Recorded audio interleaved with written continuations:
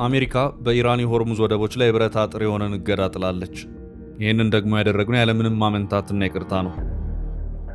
የአሜሪካው መከላከያ ሚኒስትር ፒት ሄግሴት Part of that effort, the United States has imposed an ironclad blockade that grows more powerful by the day.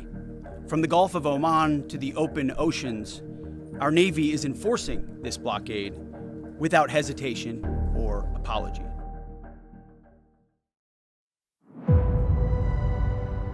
ከኢራን አንዳች ስጦታን አግኝተናል፣ ግን ደግሞ ወሳኝ ጥብቅ ሚስጥር ስለሆነ አልናገርም እያሉ ያሉት ደግሞ ትራምፕ ናቸው።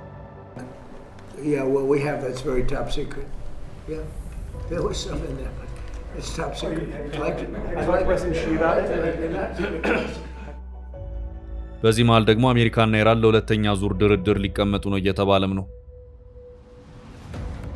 But first, breaking tonight, peace talks between the U.S. and Iran could be happening soon. The White House says envoys Steve Witkoff and Jared Kushner will go to Pakistan tomorrow. Iran's foreign minister and his team arrived in Islamabad earlier today.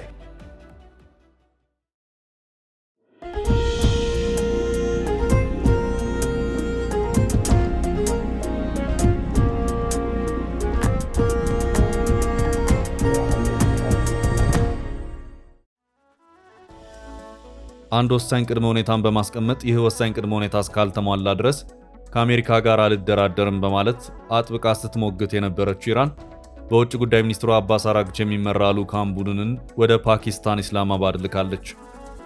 አሜሪካም ተደራዳሪ ቡድኗን ወደዚያው ፓኪስታን እየላከች መሆኗንም አመላክታለች። ይህንን የተመለከቱ ሰዎች ነገሩ እንዴት ነው? ኢራን የቀደመው አቋሟን ቀየረች ወይ? ወደ ማፈግፈግ ውስጥ ገባች እንዴ? እያሉ ይገኛሉ። በኢራን በኩል የለም ነገር ወዲህ ነው እየተባለም ነው። በአሁኑ የኢራን ሁኔታና አካሄድ በርካቶች ግራ መጋባት እየታየባቸውም ይገኛል። በኢራን በኩል ለድርድር የሚቀመጠው አንድ ወሳኝ ነገር ሲሟላ ነው የሚል ቅድመ ሁኔታ የተቀመጠ መሆኑ፣ ይህም ቅድመ ሁኔታ የአሜሪካ ጦር በሆርሙዝ ወደቦች ላይ ጣለውን እገዳ ሲያነሳ ብቻ ለድርድር ዝግጁነቴን ገልጻለሁ የሚለው ነው ይታያል። በትራምፕ አስተዳደር በኩል ደግሞ የለም እግዱ የሚነሳው ኢራን ስትደራደር ብቻ ሳይሆን እንደውም ከዚያ በራቀ መልኩ አሜሪካ ባቀረበቻቸው የመደራደሪያ ሀሳቦች ስትስማማ ብቻ ነው የሚል አቋም ተይዟል። እናም ሁለቱም ሀገራት ይህ ከሆነ ወይም ያ ካልተፈጸመ ለድርድር አንቀመጥም በማለት አንዱ በሌላው ላይ ቅድመ ሁኔታን አስቀምጦ ቆይቷል። ያም ሆኖ አሜሪካ በዲፕሎማሲም እንደዚሁም የሆርሙዝን እገዳ ጭምር በማጠናከር ኢራንን ወደ ድርድር ጠረጴዛ ለማምጣት ብርቱ ጥረቶችን አድርጋለች። አሜሪካ ኢራናውያንን በማናቸው መልኩ መደራደር አለባቸው በማለትም የአደራዳሪዋን ፓኪስታንን ከፍተኛ አመራሮች ሳይቀር ቴህራን ድረስ ሄደው የኢራን ባለስልጣናትን እንዲያግባቡም ብዙ ሞክራለች። ፓኪስታኖችም በአሜሪካ የታዘዙትን በመፈጸም ቴህራን ድረስ በመሄድ የኢራን ባለስልጣናትን ለማግባባት ሲጣጣሩ ከርመዋል። የኢራኖች መልስ የነበረው የለም አይሆንም፣ እኛ ለድርድር እግራችንን የምናነሳው አሜሪካ በሆርሙዝ ወደቦቻችን ላይ ጣለችውን እገዳ ስታነሳ ብቻ ነው የሚል ነበር። የትራምፕ አስተዳደር ምላሽ ደግሞ የለም አይሆንም፣ የሚነሳ እግድም የለም፣ ከፈለጋችሁ ተደራደሩ የሚለው ነው ይታያል። እንዲያም ሆኖ የድርድር ቀን ተቆርጦ በአሜሪካ በኩልም ምክትል ፕሬዝዳንቱ ጄዲ ቫንስ እንደዚሁም የመካከለኛው ምስራቅ የአሜሪካ ልዩ መልእክተኛ ስቲቭ ዊትኮፍ እና ዴቪድ ኩሽነር ለሁለተኛ ዙር ድርድር ወደ ፓኪስታን እየተዘጋጁ ባለበት ሁኔታ ኢራኖች በመጀመሪያ ማረጋገጫ ሳይሰጡ ቀሩ። ቆየት ብለው ደግሞ የለም አንገኝም፣ ቀድመን ተናግረን ነበር፣ እኛ ያስቀመጥነውን የሆርሙዝ ወደቦቻችንን መክፈት ጉዳይ አሜሪካ ተግባራዊ ምላሽ ሳትሰጥበት ድርድር የሚባለውን ነገር ማሰብ የለባትም የሚልን ምላሽ ሰጡበት። በዚህም ወቅት ለጉዞ አከብኩብ የነበረው በምክትል ፕሬዝዳንቱ ጄዲ ቫንስ የሚመራው የአሜሪካ ልዑካን ቡድን እግሩን ሰብስቦ መቀመጥ ግድ አለው።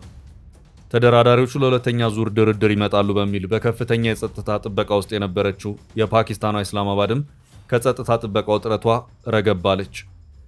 በዚህ መልኩ ለሁለት ሳምንታት ቀጠሮ የተያዘለት የተኩስ አቁም ስምምነቱም ሊያከትም ሰዓታቱ መክነፍ ጀመሩ። ፕሬዝዳንት ዶናልድ ትራምፕም የተኩስ አቁም ስምምነቱ እንደተጠናቀቀ በቀጥታ ኢራን ላይ ጥቃት እንደምንሰነዝር መታወቅ አለበት፣ ኢራን 11ኛው ሰዓት ላይ ናት ሲሉም ማስጠነቀቁ።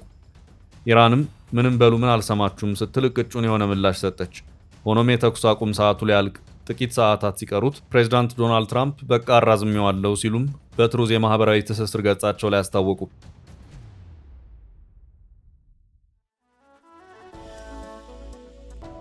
ፕሬዝዳንቱ ለዚህ የተኩስ አቁም ስምምነት የተናጠል መራዘም የሰጡት ምክንያትም የኢራን ባለስልጣናት ስለተከፋፈሉ ተነጋግረውና ተስማምተው በአንድ ወጥ የሰላም እቅድ ወይም ፒስ ፕሮፖዛል እስኪመጡ ድረስ መጠበቅ ግድ ይላል የሚለው ነው ታይቷል። እናም ሁለተኛው በትራምፕ በኩል የተራዘመው የተኩስ አቁም መቼ ያልቃል የሚለው በጊዜ ገደብ የተቀመጠ ሳይሆን እንዲሁ በደፈናው ኢራኖች ተስማምተው በአንድ ወጥ የሰላም እቅድ ሲመጡ የሚል ብቻ ሆኖ ይታያል። በኢራናውያኑ ባለስልጣናት በኩል ደግሞ በትራምፕ በኩል ባለስልጣናቱ ተከፋፍለዋል የሚለው መረጃ ፈጽሞ ሐሰትና የህልም እንጀራ ነው። ኢራናውያን በብሔራዊ ጥቅማቸውና በሀገራዊ ህልውናቸው ላይ ተለያይተው አያውቁም፣ አንድ ናቸው፣ ጠላትን በጋራ በአንድነት መመከታቸውን ይቀጥላሉ የሚል ምላሽ ተሰጥቷል። በአሜሪካ በኩል እንደውም የኢራን ባለስልጣናትን ጽንፈኛና ለዘብተኛ በማለት ለዘብተኞቹ ከአሜሪካ ጋር መደራደር ቢፈልጉም ጽንፈኛ አክራሪዎቹ ደግሞ እያከላከሉ ነው በሚልም በሁለት ጎራ አሉ የተባሉትን ባለስልጣናት በስም እየጠቀሱ በዝርዝር የማስቀመጥ ሁኔታዎችም ጭምር ታይተዋል። የውጭ ጉዳይ ሚኒስትሩን አባስ አራግቺንና በእሳቸው ዙሪያ ያሉትን የድርድር ፍላጎት ያላቸው አድርጎ ይመሳል። እንደዚሁም በአብዮታዊ ጦር ውስጥ ያሉትን አመራሮች ደግሞ ድርድር የማይፈልጉ አክራሪዎች አድርጎ የማስቀመጥ ሁኔታዎችም ሲታዩ ነበር። በዚህም እነዚህኑ ለድርድር እንቅፋት ናቸው የተባሉትን የአብዮታዊ ዘብ አመራሮችን እንደቀደሙት የኢራን ወታደራዊና የደህንነት አመራሮች አድነን እናስወግዳቸዋለን የሚለው ዛቻም በጥብቅ እስከ መሰማትም ደርሷል። በዚህም ድርድር እንዳካሄድ ነገሮችን ወደ ኋላ እየጎተቱ ነው በሚል በአሜሪካ በኩል የክትትል አይን ውስጥ ከገቡት መካከልም አንዱ ሜጀር ጀነራል አህመድ ቫሃዲ ናቸው።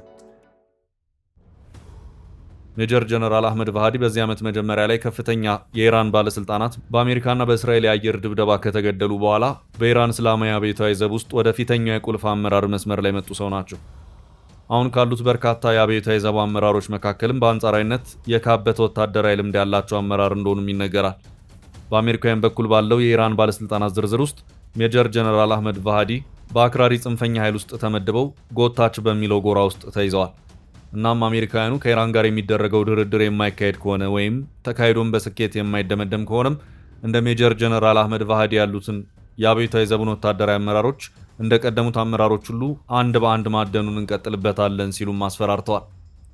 በዚህ መሃል ደግሞ ድንገት ባልተጠበቀ መልኩ በትላንትናው ዕለት ከወደ ቴህራን አዲስ መረጃ ይፋ የሆነ ሲሆን ይህ መረጃ በውጭ ጉዳይ ሚኒስትር አባስ አራግቺ የሚመራ ልዑካን ቡድን ወደ ፓኪስታን ኢስላማባድ ያመራል የሚል ሆኖ ታይቷል። ይህ መረጃ መሰራጨቱን ተከትሎም በኢራን በኩል ምን አዲስ ነገር ተፈጠረ? ኢራን ሆርሙዝ ሳይከፈት አልደራደርም ያለችውን አቋም ቀየረች ወይስ ምንድነው የሚሉ ጥያቄዎች ተደጋግመው ተነስተዋል። ውጭ ጉዳይ ሚኒስትር አባስ አራግቺ በመጀመሪያ ደረጃ ወደ ፓኪስታን የሚያመሩ መሆኑ የተገለጸው ከፓኪስታን ባለስልጣናት ጋር ለመምከር ነው በሚል ነበር። መረጃ የሚመስለው የፓኪስታንና ኢራን ጉዳይም ነበር። በኋላ ላይ በሰዓታት ልዩነት ደግሞ የአሜሪካ ልዑካን ቡድን ወደ ፓኪስታን የሚያመራ መሆኑን የሚመለከትም ከዋይት ሃውስ መውጣት ጀመረ። በዚህ ወቅትም የለም አለ ነገር የሚለው አስተያየቶች መሰጠት ጀመሩ። በዛሬው ዕለት በሚገባ ተብራርተው የወጡት መረጃዎች ደግሞ ኢራንና አሜሪካ ፓኪስታን ላይ ድርድር የሚያደርጉ መሆኑን አረጋግጠዋል። ድርድር ግን ቀጥተኛ አይደለም ወይም በዲፕሎማሲ አነጋገር ሻትል ዲፕሎማሲ የሚባለው ነው ተብሏል። በአልጀዚራ ዘገባ መሰረት ከሆነ ይሄው ድርድር የሚካሄደው አሜሪካኖች በአንድ ክፍል፣ ኢራኖች ደግሞ ሌላ ክፍል ሆነው በፓኪስታን አደራዳሪዎች ንግግሩ የሚካሄድ ይሆናል። በሁለቱ ተደራዳሪዎች መካከል መግባባት ላይ የሚደረስ ከሆነ ደግሞ በድርድሩ ላይ ከተሳተፉት የአሜሪካ ተደራዳሪዎች ስቲቭ ዊትኮፍ፣ ጃሬድ ኩሽነር በተጨማሪ ምክትል ፕሬዚዳንቱ ጄዲ ቫንስ፣ ውጭ ጉዳይ ሚኒስትር ማርኮ ሩቢዮ ወደ ፓኪስታን እንደሚያመሩ መረጃዎች አመላክተዋል። እናም አሁን ባለው ሁኔታ ቀጥተኛ ያልሆነውና በወሬ አቀባባይ ሶስተኛው ወገን በኩል አሜሪካና ኢራን ድርድር የሚያደርጉ ይሆናል። አሁን ባለው ሁኔታ ይህንን ድርድር አሜሪካም ሆነች ኢራን አጥብቀው የሚፈልጉት ሆኖ ይታያል። ሆርሙዝ ላይ የታየው ቅርቃር የዓለምን የኤነርጂ ገበያ ክፉኛ ጎድቶታል። ሁለቱም የተደራዳሪነት አቅማቸውን ጠንካራ አድርገው ወደ ድርድር መግባት የሚፈልጉት ሆርሙዞች መጥላይ በላይነት በመውሰድ ነው። ፕሬዚዳንት ዶናልድ ትራምፕ የኢራንን የሆርሙዝ ወደቦች ጥርቅም አድርገው በመዝጋት ኢራንን አሽመድምደው በተዳከመ አቋም ወደ ድርድር ጠረጴዛ መሳብ ይፈልጋሉ። ኢራንም በሌላ አቅጣጫ ሆርሙዝ ላይ ያለውን የዓለም አቀፍ መርከቦች እንቅስቃሴን በመረበሽ ውጥረቱን ቀሪው ዓለም ጭምር እንዲጋራት ትፈልጋለች። በመሃል የዓለም አቀፍ የነዳጅና አጠቃላይ የኤነርጂ ገበያ የተዛባበት ሁኔታ ተፈጥሯል። አንድ በርሜል ድፍድፍ ነዳጅ ከ70ዎቹ ወደ $106 ተስፈንጥሯል። ትራምፕና ባለስልጣኖቻቸው የሆርሙዝ መዘጋት በአሜሪካ ኢኮኖሚ ላይ ያስከተለው አሉታዊ ተጽዕኖ እዚህ ግባ የሚባል አይደለም ቢሉም የሚወጡት መረጃዎች ግን የሚባለውን የሚያመለክቱ አይደሉም። ጦርነቱን ተከትሎ በአሜሪካ የነዳጅ ዋጋ አሻቅቧል። የሌሎች ምርቶች ዋጋ ጭማሪም በስፋት በመከሰቱ ግሽበት ወይም ኢንፍሌሽን ተፈጥሯል። የአየር በረራዎች ዋጋ በመናር ላይ ነው። የዓለም አቀፉ ሰንሰለታዊ ግብይት ስርዓት በመረበሹ አሜሪካን ብትሆን ከእነዚህ ሁኔታዎች ተጽዕኖዎች ውጭ የሆነችበት ሁኔታ አልተፈጠረም። ይህም በመሆኑ በትራምፕ አስተዳደርን በኩል ይህ ድርድር በእጅጉ ይፈለጋል። ነገሮች በዚህ መልኩ መቀጠል እንደማይችሉ ተረጋግጧል። በዚህ መልኩ የሚያልፈው እያንዳንዱ ቀን $100 ቢሊዮን ኪሳራ ነው። ጥያቄው በድርድር ውስጥ የማን ጥቅም ተከብሮ ይጠናቀቅ የሚለው ነው። በድርድሩ ላይ ሚዛን ደፍቶ ለመገኘት ሆርሙዝ ላይ ጡንቻን ማሳየት ግድ ይላል። አሜሪካ የሆርሙዝ የበላይነቷን ለማስጠበቅ 3 የጦር መርከቦችን፣ ድጋፍ ሰጪ ሌሎች መርከቦችንና የጦር አውሮፕላኖችን አሰልፋለች። ከ10,000 በላይ ወታደሮችም በቦታው ተገኝተው በተልዕኮ ላይ ይገኛሉ። ወደ ኢራን የሚገቡና የሚወጡ መርከቦችንም አንድ በአንድ አፍጥጠው ይከታተላሉ። ኢራንም ብትሆን ቀሪውን የሆርሙዝ ወሽመጥ ስትዘጋ የራሷን ስልት በመጠቀም ቀለል ባለ ወጪ ነው። ኢራን የምትጠቀመው ፋስት አታክ ሺፕስ የሚባሉትን ፈጣን የሚሊተሪ ጀልባዎችን ነው። ከዚህ አንጻር የአሜሪካ ወጪ በእጅጉ የገዘፈ ሆኖ ይታያል። እናም በአሜሪካ በኩል የሆርሙዝን የኢራን መውጫና መግቢያ እግር በእግር ለመከታተል ያለው ወጪ ቀላል ሆኖ አልተገኘም። ይህም በመሆኑ ይህንን የሆርሙዝ ውጥረት በአጭር መቋጨት ለአሜሪካም ጭምር ታላቅ እፎይታ ነው።